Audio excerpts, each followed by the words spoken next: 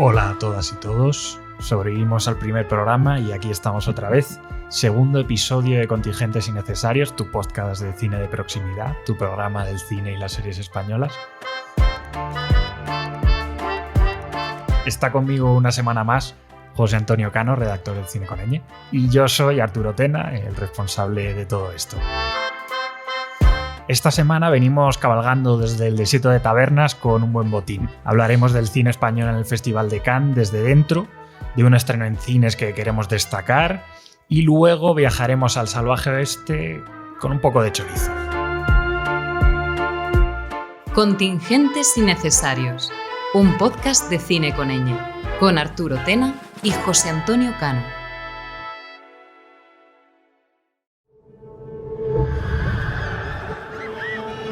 Cara fa su Roma. Ets tan guapo. You never loved me, you never loved anyone in your life. Don't say that. ¿Por qué la idea de Julio no pudo ser esa? Desaparecer. No dejar ni rastro en este mundo. Y empezamos el programa hablando del cine español en Cannes, que ha sido epicentro y catalizador de nuevos proyectos, acuerdos, encuentros industriales, pero sobre todo de algunas películas que han tenido su estreno mundial en el festival.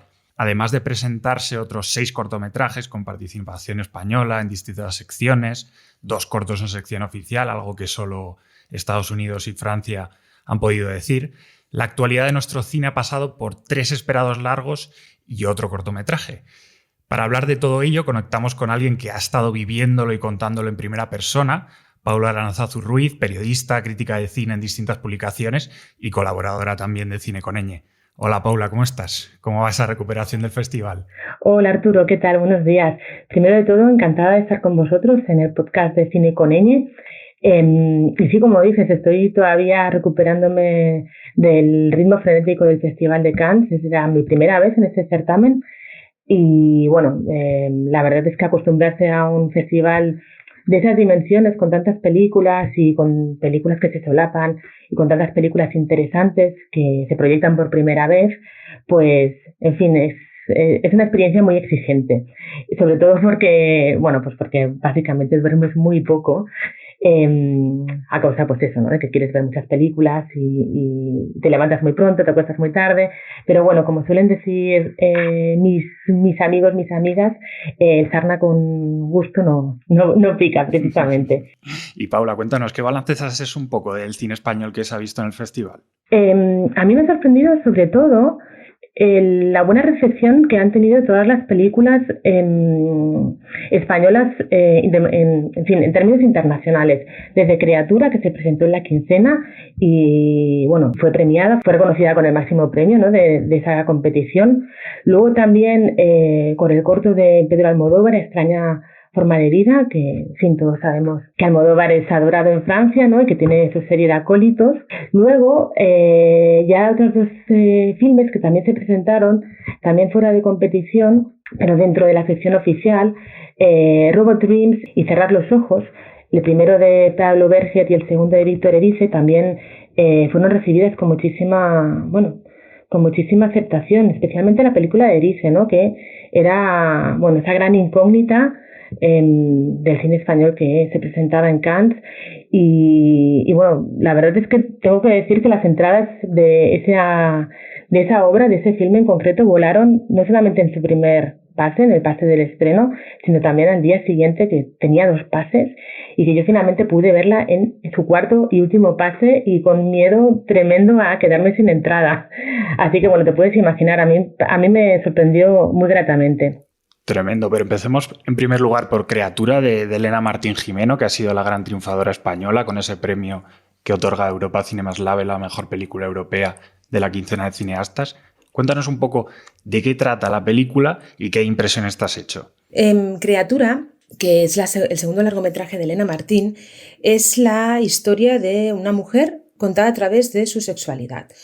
Más bien es la historia de su sexualidad y cómo eso conforma también su identidad. De alguna manera una cosa no se puede separar de la otra, ¿no? Porque el ser humano es sobre todo un ser sexual como el resto de seres de la naturaleza. Pero lo más particular, ¿no?, de esta película es que esta especie como de desarrollo de la sexualidad de Mila, que es el nombre de la protagonista, está contada a través sobre todo de un conflicto, ¿no? Y está en este sentido contada a través de los tabúes que han provocado que la protagonista sufra este conflicto en su presente. Así que la obra comienza con el día a día, ¿no?, con Mila en 2023, y de cara a trabajar, ¿no?, ese problema que tiene con su sexualidad, la propia protagonista comienza a recordar y evoca esos momentos en los que su sexualidad de alguna manera despunta, ¿no? Que son también un poco las etapas, ¿no?, de despertar sexual de una persona, la adolescencia y la infancia. Sí que es cierto que este guión, que a mí me parece que está muy bien pensado, pero que de alguna manera yo considero que tiene algunas fisuras, pero sin embargo está muy compactado gracias sobre todo a las interpretaciones de las 3 actrices protagonistas. Por una parte, Elena Martín, que interpreta a Mila de adulta, y después las otras 2 actrices que encarnan al personaje en su edad adolescente y en su infancia.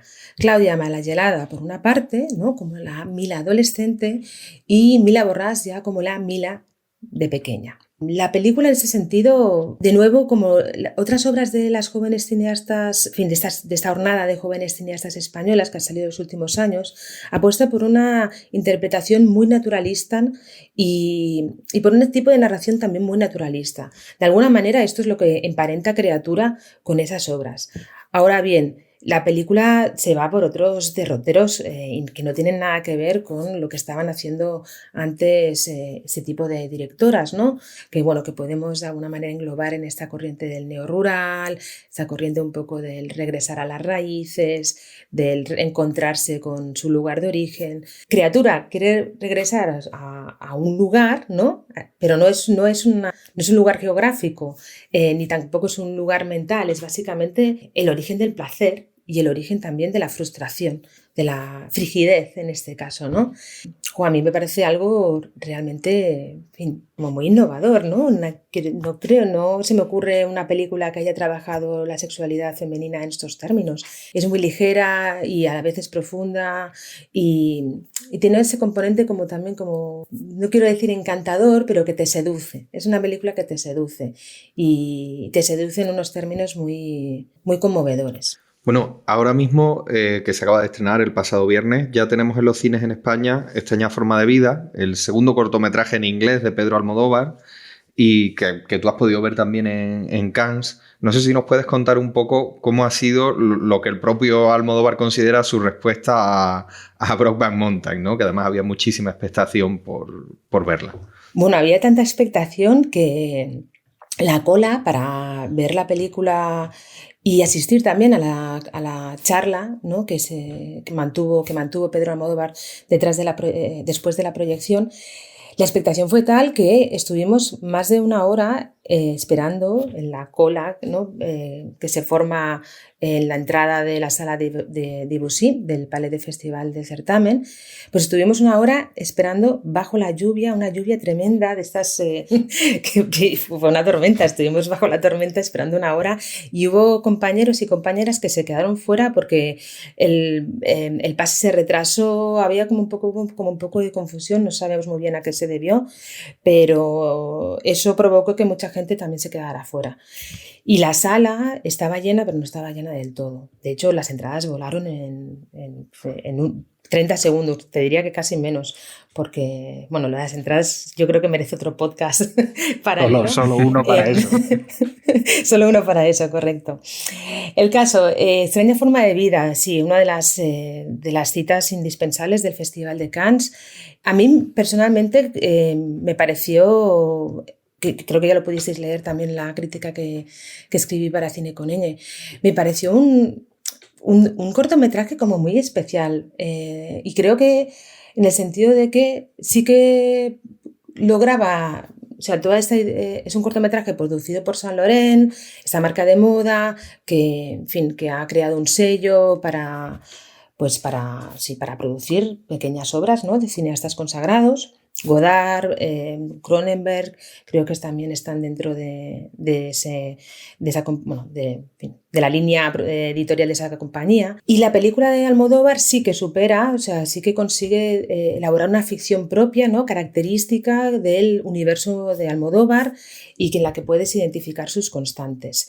Eso me parece, por una parte, un logro. El segundo logro es la idea de construir un western, ¿no?, alrededor de un amor homosexual, o tal vez al revés, ¿no? Construir alrededor de un amor entre dos hombres, ¿no?, de una relación entre dos hombres, un western, y saber combinar los códigos tanto de las relaciones sexoafectivas propias del universo de Almodóvar con los códigos del western. Yo creo que eso es otro de los logros del cortometraje, Extraña forma de vida. Por ejemplo, la canción con la que se abre el cortometraje, ¿no?, este fado maravilloso de Amalia Rodríguez, cantado por, no me acuerdo ahora quién es el actor que lo canta, pero Manu Ríos, exacto. Y bueno, que sirve para presentar el personaje de Pedro Pascal, ¿no?, llegando al pueblo, ¿no?, donde, en fin, la acción del cortometraje va a tener lugar. A mí eso me parece maravilloso, porque sí que creo que en esa secuencia de arranque están los códigos de estos dos universos, ¿no?, juntos y que casando a la perfección. Luego sí que es cierto que hay una especie de experimentación con la imagen que a mí me chocó bastante. Un uso de teleobjetivo, me parece, dentro de lo que es interiores, que provoca que se aplane bastante lo que es, pues eso, ¿no?, la profundidad de fondo, y que los rostros, ¿no?, de Pascal y de Ethan Hawke por momentos no tengan, pues, yo qué sé, esa especie como de diferencia de dimensiones, sino que están como aplanados. Eso me chocó un poco. También os digo, que vistes en la gran pantalla, la pantalla enorme de la Debussy, todo se ve magnífico, o sea, una pantalla maravillosa. Puede ser, yo no he visto el corto todavía, ¿vale? Pero puede ser que esto sea un guiño de Almodóvar a las limitaciones de las cámaras de los 50 en el western clásico, que le pasaba eso muy a menudo, porque además muchas veces ni siquiera estaban grabados en exteriores. A veces estaba allí Gregory Peck en la pradera, pero la pradera sabíamos todos que era un decorado. Podría ser, sí, podría ser. No lo había pensado en esos términos, pero vamos, podría ser sin duda. Pero claro, él está utilizando, por ejemplo, vídeo, y luego, bueno, Almodóvar le gusta mucho crear imágenes como muy hiperbólicas, ya no solamente por lo que cuentan, sino también visualmente. Los colores, el tipo de planos. Entonces esa especie como de juego con las dimensiones es todavía como mucho más está exagerada. Y bueno, a mí me llamó la atención particularmente. No digo que no me gustara, simplemente es algo diferente, ¿no?, que me llamó la atención. No, me descuadró un poco. Ahora, otra cosa que me descuadró un poco, que sí que tengo que decir que no es un punto a favor de Almodóvar, es que lo de las escenas de peleas, ¿no? Hay un momento de una escena de pelea y de duelo entre pistolas, y bueno, tengo que decir que Almodóvar, probablemente también de manera intencionada, pero no lo filma según los códigos del western, ¿no? Hay algo ahí, un poco, una especie como de maraña de cuerpos cuando se pelean, que también resulta llamativo. Y el tercer largometraje, en cambio, que se presentó en el festival, así yendo por orden cronológico, fue Robot Dreams, de Pablo Berger, que hace su cuarto largometraje después de Torremolinos 73, Blancanieves, Abracadabra. Y es un cambio, digamos, total de registro para el director, que ha hecho esta película de animación basada en un cómic de mismo título de Sarah Baron. ¿Cómo explicarías un poco de qué va esta película tan particular? Es una película, como dices, como muy particular, y si decía antes de Criatura que es una película muy seductora, Robot Dreams es una película que tiene muchísimo encanto. El dibujo, que evidentemente, ¿no?, fin, enlaza con el dibujo original del cómic de Sarah Baron, pero aquí se apuesta por unas líneas gráficas como mucho más concretas, con, pues eso, mucho más sencillas, por curvas, líneas rectas, como todo muchísimo más compacto. Y es que los personajes son esos personajes que los ves y te roban el corazón, ¿no? Como, pues, fino, ojitos, redonditos, gestos mínimos, pero muy capaces de transmitir mucho. Por ejemplo, el personaje de Perro, después de pedir por correo ese robot amigo, ¿no? Con el que quiere iniciar una amistad, cuando recibe el paquete en su casa, es que se le empieza a mover la colita, como se le mueve la cola a los perros cuando están, en fin, contentos y entusiasmados. Bueno, es que es imposible, no sé, no sentir ternura cuando ves ese detallito, ¿no? Del dibujo, que es muy especial. Otro de los aspectos también que hacen de esta película como muy tierna es la sencillez de su historia, que está contada a lo largo como de un año, mediante, bueno, a través de un poco del paso de las estaciones, y la manera en que cada uno de los personajes, una vez son amigos y una vez a causa de, en fin, una situación se separan, cómo cada uno de los personajes de alguna manera evoca su amistad y vive su amistad. Y ves que de alguna manera, ¿no? Tal y como lo plasma Berger, es que los dos, ¿no?, consideran esa amistad como algo como muy especial en sus vidas, sin resquemores, sin reproches ni nada por el estilo. Es como, tiene muchísima candidez la película, es realmente uno de estos filmes pequeñitos que están llenos de chispa, ¿no? La verdad es que yo creo que es una película que puede funcionar muy bien, puede gustar a muchos tipos de públicos y bueno, no sé, veremos qué sucede cuando se estrena aquí en España en otoño, pero por lo que sé, la película se ha vendido a bastantes mercados internacionales y vamos, tampoco me extrañaría que funcionara muy bien en otros países. Bueno, y finalmente el título que podríamos decir el más esperado, también la cuarta película de un director español, Cerrar los ojos, de Víctor Erice, que además ha tenido hasta su pequeña polémica, ¿no?, de por qué estaba en una sección y no en otra. No sé si nos puedes contar, Paula, del argumento de esta película, que incluso se podría decir que tiene algo de autobiográfica o autorreferencial hacia su propia carrera por parte de Erice. Correcto, Cano, sí, es una película autorreferencial y también con la que de alguna manera Erice parece tratar de explicar por qué ha estado parado, qué es lo que ha sucedido, qué es lo que ha sentido a lo largo de este tiempo, más bien. Y todo pasado por los filtros, ¿no?, de la ficción y, por supuesto, ¿no?, de la creación cinematográfica. La película, además, no solamente venía a Cannes con este aura, ¿no?, de la gran obra, de alguna manera conclusiva, de Víctor Erice, sino también con la polémica de estrenarse fuera de la sección oficial. Una polémica de la que se habló antes del estreno, también durante o inmediatamente después del estreno y ya después del estreno, cuando Erice publicó esa carta abierta en el diario El País explicando que él se había enterado por la prensa, ¿no?, durante la rueda de prensa del festival, que su película pues iba a verse en esta especie como de sección nueva que Thierry Frémaux y la dirección de Cannes pues de alguna manera, en fin, puso en funcionamiento hace muy poquito tiempo para proyectar películas que les gustan pero que no quieren que compitan. Y con esto dejo la polémica porque al final todos los motivos que hay detrás de eso pues solamente lo sabe la organización del festival. En todo caso, la película de Erice, Cerrar los ojos, cosechó unas críticas maravillosas en su estreno en la Debussy el día 22 y yo fui a verla pues como muy inquieta, ¿no?, para ver si finalmente iba a ser como la gran obra de este Festival de Cannes. Yo tengo que confesar que soy un poquito más equidistante con la película. Sí que creo que es una película que consigue encapsular muy bien esa especie como de melancolía ericiana, pero creo que son demasiado explicativas. No voy a decir, porque es que no me gusta decir que podría ser mejor, porque, en fin, las películas primero pertenecen, ¿no?, a esas personas, a esos creadores que las han parido, pero es ciertamente una película irregular. No, es una película irregular. Es una película que hay que ir a ver porque va a ser importante. Erice es una figura totémica en nuestro cine, pero que nadie espere, en fin, sentir ciertas epifanías nada más entrar en la sala y empezar la película. Es una película que requiere paciencia, sobre todo. Está construida en 4 partes, un prólogo, una primera parte que sucede en Madrid, una segunda parte que sucede en el sur, en Almería, Cabo Gata más o menos, y una cuarta parte que va como hacia Andalucía, diría que la costa de la provincia de Granada, no sabría identificar ahora el lugar. Y a mí la primera parte, ya no el prólogo, sino la primera parte se me hizo eterna.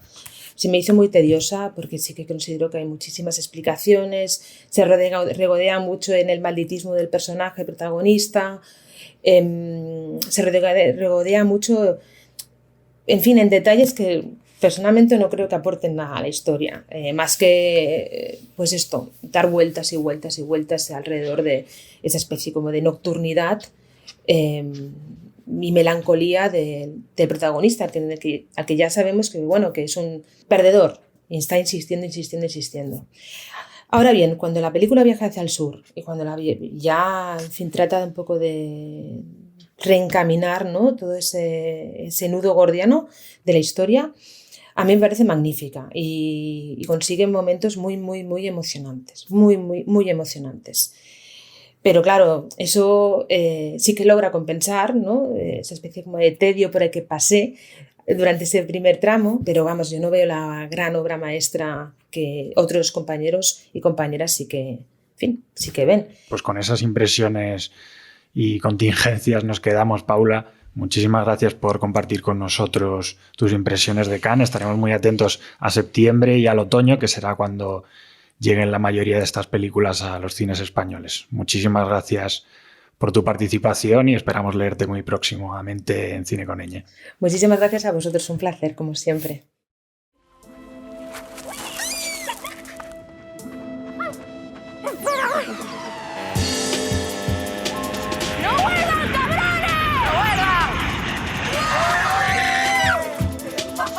En Contingentes Innecesarios también queremos darle su espacio a esos títulos españoles que llegan a salas y por unas razones u otras luego no reciben toda la atención mediática o de público que quizá merecen. Empezamos esta semana con Matar cangrejos, película canaria de Omar Al-Abdul Razak, que está en cines, en pocos cines, desde el 26 de mayo. Y antes, que además es donde tú pudiste verla, ganó en la sección Zona Cine del Festival de Málaga, como la sección paralela un poco más indie. No sé si nos puedes contar de qué va y por qué estamos recomendando Matar cangrejos. Matar cangrejos nos lleva a la isla de Tenerife en los primeros años 90 para contar la historia de una familia de la isla, de una madre soltera y 2 hijos pequeños, uno que tendrá 7 o 6 años y una adolescente, 13, 14 años. La película cuenta su día a día, que de repente se ve revolucionado cuando se ve la posibilidad de que la mujer, la madre, trabajadora del Zoo de Loros de la isla, sea la persona que reciba al artista Michael Jackson, ni más ni menos, en el concierto que va a dar en la isla. Y bueno, a partir de ese gran evento, de ese Bienvenido Mr. Jackson, se empieza a configurar un poco todos los temas de la película, que en realidad está muy bien, y yo creo que sobre todo por 3 razones, ¿no? La primera es que sigue desplazando el eje del cine español hacia la periferia, contando una historia muy canaria, otro de esos lugares y comunidades autónomas que desplazamos un poco desde la península.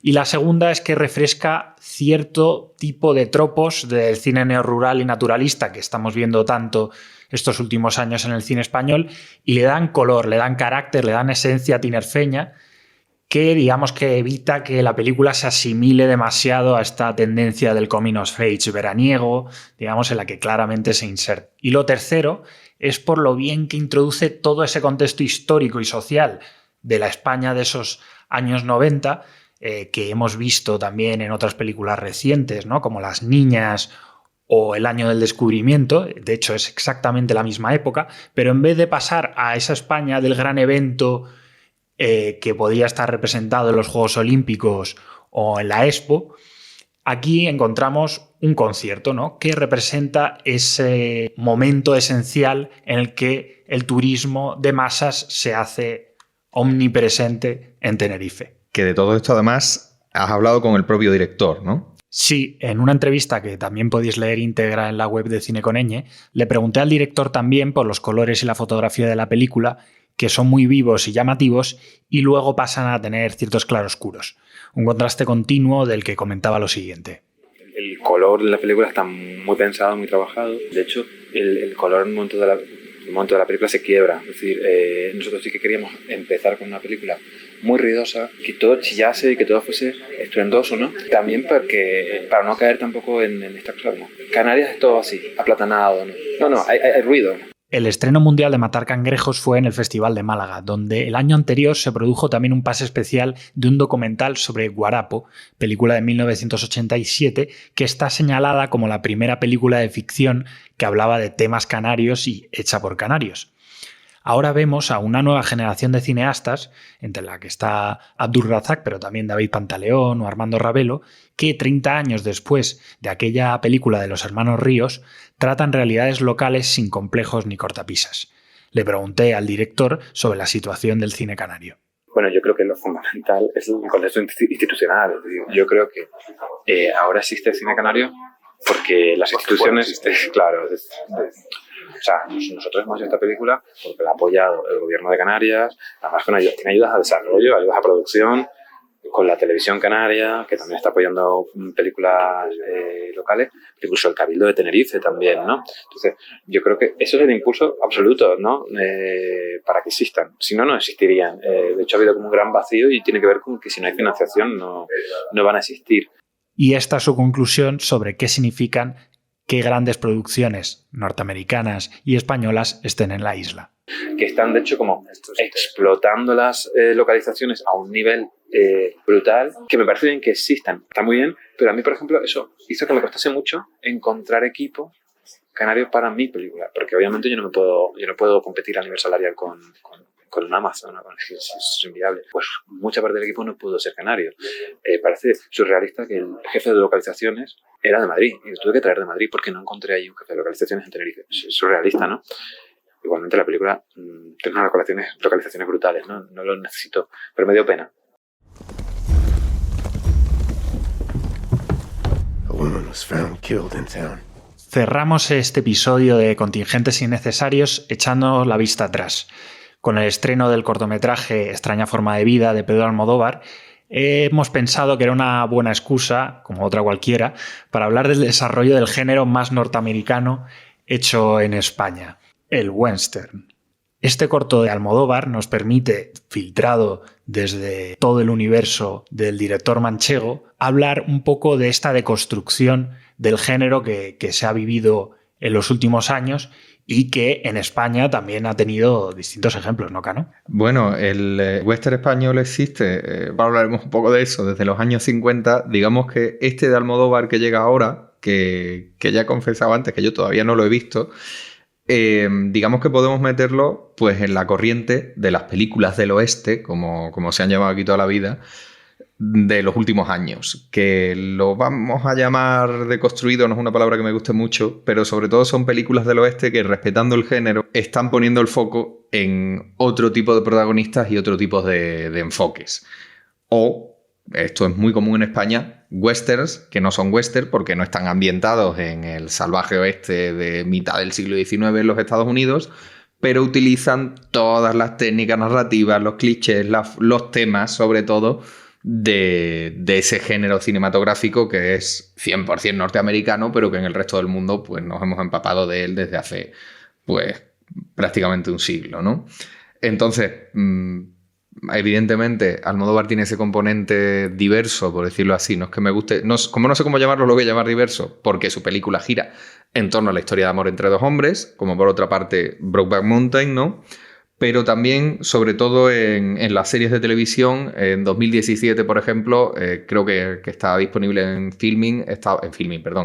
Netflix, estaba Godless, que es un pueblo en el que mueren todos los hombres, entonces son todas las pistoleras de ese pueblo que está amenazado por unos bandidos, son mujeres.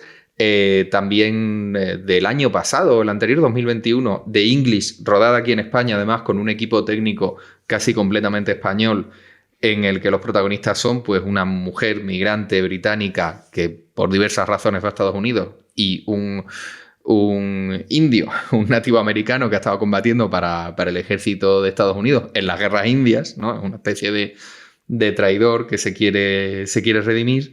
Pues en esa línea se puede situar las aportaciones españolas más recientes, que la más reciente realmente no es en realidad una película del oeste, pero porque está ambientada en la actualidad, en Alicante, pero sí lo es en lo que narra, en cómo lo narra, en cómo bebe muy explícitamente, incluso en la publicidad de la serie, del Spaghetti Western de Sergio Leone, que es Sin Huellas, que además añade que sus dos protagonistas son dos camareras de piso, una es una migrante mexicana, la otra es gitana, que se ven metidas en una situación completamente imposible, ¿no? De hecho, tiene mucho de dos grandes actores del Eurowestern, que son Bud Spencer y Terence Hill, ¿no? Desde otro punto de vista, pero esa comedia de acción. Y te está jugando con la comedia de acción, te está jugando con la épica del western, pero al mismo tiempo con dos protagonistas que no son las habituales, ¿no? Te está yendo a dos heroínas que serían dos personajes secundarios en un western más tradicional. Caña al pijo. Que llevamos 2 días huyendo de unos asesinos, que no puedo más. Tenéis razón. Nos han tenido una trampa. Necesitamos que alguien nos ayude.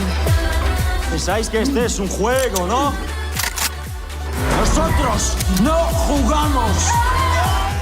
Ahí probablemente pues podríamos meter a Enrique Urbizu. Probablemente, yo digo que casi todas las películas de Urbizu tienen su componente de western, ¿no? El filtro está ahí. Sí, siempre. Cualquier película de Urbizu tiene un componente de western, pero Libertad, su serie para Movistar, protagonizada por Bebe, es también explícitamente una película del oeste, protagonizada por una vaquera que, de hecho, aquí voy a hacer un spoiler, pero bueno, da igual, porque no tiene por qué serlo. El último plano es claramente un guiño a la inversa del final de Centauros del Desierto, y es curioso porque en esa serie que tuvo este estreno simultáneo con un montaje como largo, otro montaje como serie en la plataforma de Movistar, tienes una protagonista que es una mujer que por una serie de circunstancias pues se ve obligada a sobrevivir con su hijo, que ya es adulto para la época en determinadas circunstancias, son bandoleros en la serranía, en el sur de España, en el siglo XIX, y otro de los protagonistas, que es el aceituno, el personaje que interpreta Isaac Ferriz, es un bandolero, o sea, un cowboy, un forajido, explícitamente homosexual. No te lo refriegan por la cara, pero todo por lo que actúa ese personaje tiene que ver con su relación amorosa con otro hombre. Es curioso porque esto ha pasado completamente desapercibido. No sé si porque las formas de narrar de Urbizu son muy clásicas y no ha llamado tanto la atención de la crítica, porque, y esto es posible, no lo ha visto nadie, porque la película se estrena en un momento en el que había muchas restricciones y no tuvo una taquilla, la verdad, muy reseñable. Y las series de Movistar, por H o por B, suelen tener una media de calidad muy alta, pero todas no llaman la misma atención y a lo mejor pues ese año estrenas si está Rapa o La Segunda de Hierro o Antidisturbios y pasas desapercibida. Pero Urbizu también se ha metido ahí, haciéndolo a la española, haciendo una peli de bandoleros, que igual hablamos un poco como se intentó que las pelis y las series de bandoleros fuesen nuestras pelis del oeste. Y digamos que Extraña Forma de Vida, evidentemente filtrado por el universo tan particular de un cineasta tan personal, tan autoral como es Almodóvar, pues yo diría que está ahí, no está aislada. El propio Almodóvar habla de que Extraña Forma de Vida pues dialoga también, por ejemplo, con El Poder del Perro o con First Cow, ¿no? con western muy recientes de los últimos años, dirigidos por mujeres, algo que en el western clásico era completamente imposible. Si había pocas directoras, nunca jamás una directora iba a poder dirigir una película del oeste, ¿no? El género masculino por antonomasia. Sí, de hecho, Extraña Forma de Vida no solo es un capricho a la hora de repasar la historia del western, sino que es que hay un propio recorrido de la historia del género en el cortometraje, porque en pequeñas referencias dentro del cortometraje de Almodóvar se ven claramente clásicos de Raoul Walsh o John Ford, hasta eso, reinvenciones y reciclajes del cine moderno y del spaghetti western, de Sam Peckinpah, Sergio Leone, etc., ¿no? Pero para llegar a la actualidad vamos a ir antes a hacer un pequeño repaso histórico de lo que ha sido la historia del género en España. La relación de España con el western nace con el gran desembarco del cine hollywoodiense en nuestras salas que, digamos, el franquismo no solo aceptaba, sino que fomentaba, ¿no? Digamos que había un gran impacto cultural del cine de Estados Unidos ya en los años 40 y 50 y, pues bueno, el régimen decidió que la manera, digamos, no solo de exhibir las películas, sino de digamos, asimilarlas para que España fuese considerada como un país de su entorno, era atraer rodajes extranjeros a nuestro país. Y esa, digamos, colonización del cine europeo, que por supuesto también incluía a España, estaban, por supuesto, esas películas de indios y vaqueros que todos conocemos, ¿no? Algo que poco a poco fue provocando nuestros propios exploitation, que empezaron en la novela popular, luego saltaron al cine, primero como imitación y luego como productos derivados de serie B y finalmente como parodia, como luego hablaremos. Pero si vamos a poner, digamos, vamos a hacer la genealogía del género en España, hay que hablar de una película en concreto y de un director en concreto que es importantísimo, que es referencia hasta de un tal Quentin Tarantino, ¿no?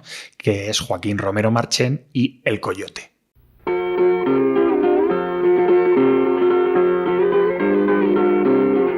El Coyote es un personaje que está tomado de las novelas de José Mallorquí. Es una especie de respuesta española a El Zorro, ¿no? Si el zorro pelea contra los españoles en California, pues el Coyote es todo lo contrario, es un hacendado que pelea contra los estadounidenses o los mexicanos, bueno.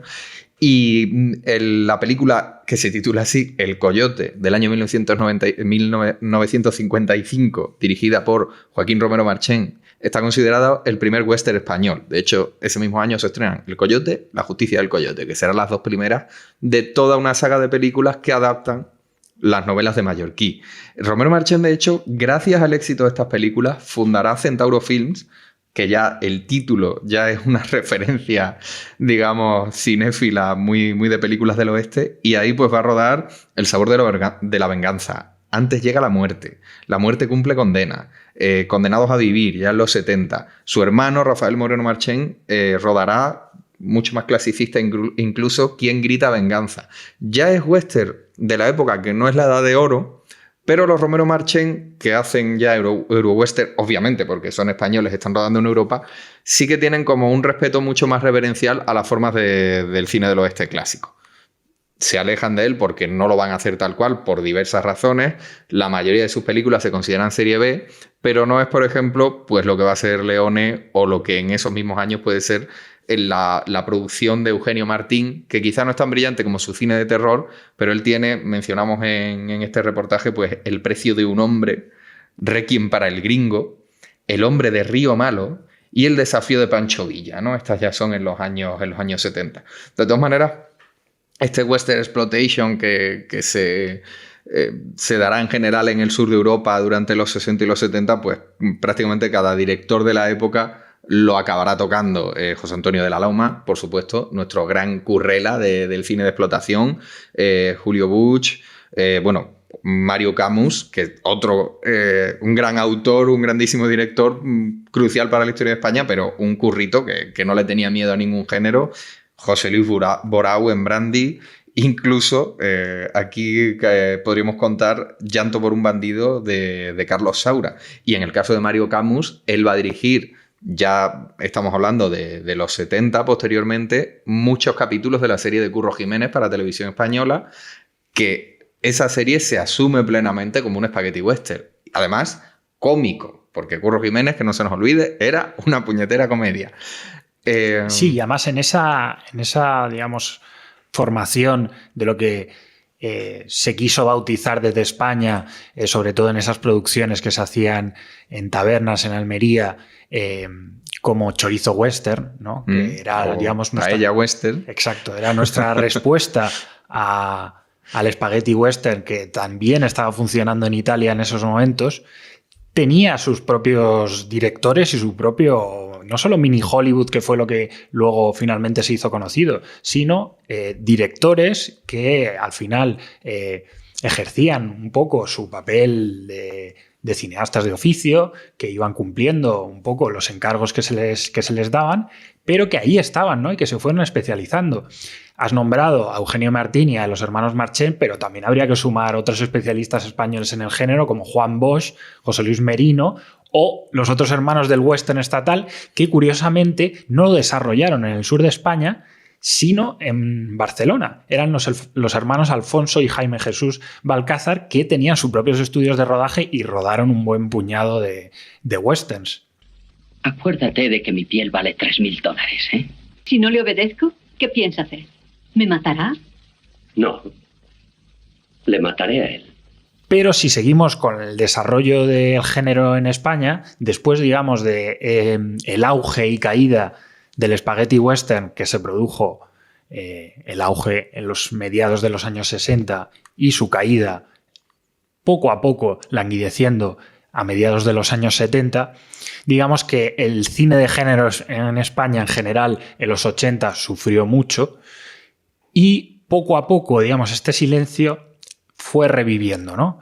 En los 90 y en los 2000 de repente empezaron a aparecer películas que volvían al género, un poco influenciadas, digamos, por cierta renovación del cine del oeste que se estaba desarrollando en Estados Unidos y que volvía a poner de moda un poco el género, como películas como Bailando con Lobos o Sin Perdón.